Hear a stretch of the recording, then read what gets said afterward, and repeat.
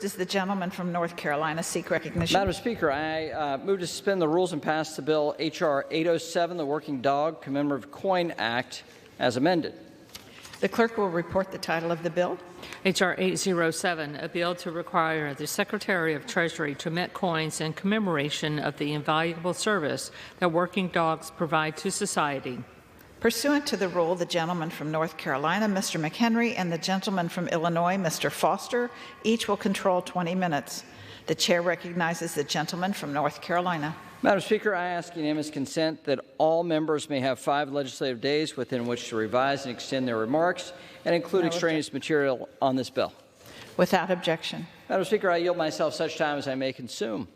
The gentleman is recognized. Madam Speaker, I rise in support of H.R. 807, the Working Dog Commemorative Coin Act, a bill which I'm honored to have introduced with a gentleman from Worcester, Massachusetts, Congressman McGovern, the chair of the Rules Committee. The ranking member or chair of the Rules Committee. But my good friend and I introduced this bill to this Congress. H.R. 807, better known as the dog coin bill in the halls of Congress, has been a project that both I and my staff have been passionate about since I introduced this bill last Congress. This legislation not only honors those service dogs, but the working dogs who protect Americans at home and abroad. Most of you passed a working dog when you came through security today here in Congress. They're so embedded in our daily lives here on Capitol Hill, we often pass them without notice. But since I introduced this bill last Congress, I think it's seen as I think we've been noticing these working dogs everywhere we go. I'm grateful to have gained this new appreciation myself. However, this newfound awareness did not come from merely introducing a piece of legislation. It came from spending time with extraordinary people that benefit from the work of America's vet dogs. And I'd like to briefly highlight a few of them. U.S. Marine Corps Sergeant Christopher Sunday was medically retired in 2011 due to injuries sustained in combat after leading missions during Operation Enduring Freedom and Operation Iraqi Freedom. He returned home and struggled, like many veterans, with post-traumatic stress disorder, PTSD. Fortunately, in 2021, Chris was matched with his PTSD-trained service canine named Eddie. Chris said about his new companion, "Eddie helped me find my independence again. I was able to finish my doctorate and become a mental health director to help incarcerated individuals because of my service dog." Navy Corpsman Joe Worley is a familiar face on Capitol Hill, traveling from office to office with a service dog, Galaxy. In 2004, as his medical convoy was headed back to his base in Fallujah, Iraq, the first vehicle in the convoy hit an improvised explosive device. Worley jumped out to help his wounded comrades, ran a few yards, and was hit by a rocket-propelled grenade. It did not explode, but it took off his left leg. He was then shot 6 times. For his actions, he was awarded the Bronze Star for Valor and a Purple Heart. Since these injuries, Joe has been paired with 2 separate service dogs. He's also joined America's VetDogs full-time as its veterans liaison, and what a great job he does. Finally, Corpsman Paul Sullivan. Paul sat down in my office and told me about his work as a first responder in Anne Arundel County. He explained how his service dog, Sal, helped him escape the night terrors triggered by PTSD. He describes Sal as his dream catcher, allowing him to sleep again and go about his daily life. I'd like to thank America's Vet Dogs team for their relentless work to get this bill to the floor today. Deanna Stone, who herself spent 20 years in the U.S. Air Force, John Miller, Bonnie Singer, Trey Manchin, and the countless volunteers and puppy handlers knocked on every single door on the House and Senate sides of the Capitol. Their impact is evident today because of the co-sponsors we have on this bill and the support we have for this bill. For a commemorative coin or a congressional gold medal to come to the fore, it must receive 290 co-sponsors. Gaining that many signatures is no easy task, but you all worked so hard to spread the word that this is more than just a coin bill. This is a bill that will improve the quality of life for our wounded veterans and first responders, something we can all get behind. With that, thank you again to Ranking Member McGovern for his partnership.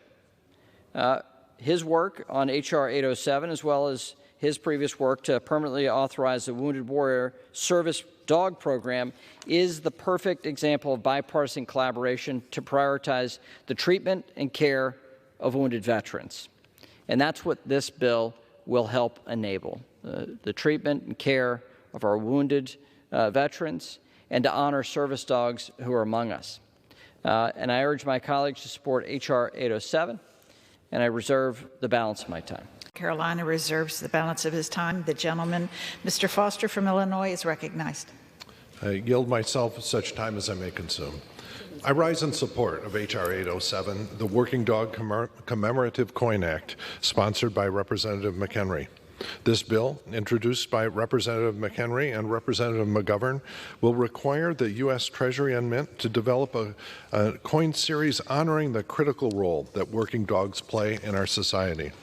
For decades, working service dogs have provided a range of services from detection, military service, therapy, assistance, and mobility to active service members and first responders with disabilities. Their work and companionship has brought immeasurable growth and healing for veterans and others with disabilities. As the number of service dogs given to veterans with disabilities and PTSD continues to increase, this bill is an important step in giving these loyal and hardworking service dogs the love and the recognition that they deserve. So I thank Representative McHenry and Representative McGovern, two ideological compadres, if there ever were such, for their bipartisan work on this legislation. I am personally proud to be a co-sponsor of this legislation, and I urge my colleagues to support it today and reserve the balance of my time.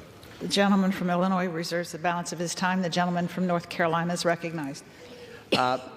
Madam Speaker, I yield 2 minutes to my colleague and friend from Texas, Mr. Self. Thank you, Madam Speaker. I rise today to support the Working Dog Commemorative Coin Act. This bill honors the important role that working and service dogs play in the lives of Americans, one of whom is a constituent of mine, Special Operator Jason Morgan. Jason's story is absolutely incredible. He was found face down in a swamp in Central America after a mission went wrong. He had a shattered spine, collapsed lungs, and numerous broken bones. It was a miracle he even survived. After waking up from a coma that lasted 4 months, doctors told him he would never walk again. He then went through many painful surgeries with his life hanging by a thread many times. When he finally left the hospital, he was in a wheelchair and had memory loss. His life seemed to be falling apart. He was left to care for his 3 young sons on his own. But everything changed when Jason met Nepal, a black Labrador retriever. With Nepal by his side, Jason's life and his family's life changed completely. Nepal helped Jason overcome his paralysis. Jason completed a marathon and won awards and medals in the Wounded Warrior Games. More than that, this amazing service dog helped heal Jason's family and taught him how to be the father his kids needed. I have personally seen Nepal many times steal the show with his personality and his love of life and his dedication to service. Nepal's tour of duty has now been completed, and Yago has taken up his duties. But I urge my colleagues to support this bill, and I yield back. The gentleman yields back. The gentleman from Illinois is recognized. Yeah, we have no more speakers on our side. Are you ready to close? Prepare to close. The gentleman from Illinois is recognized.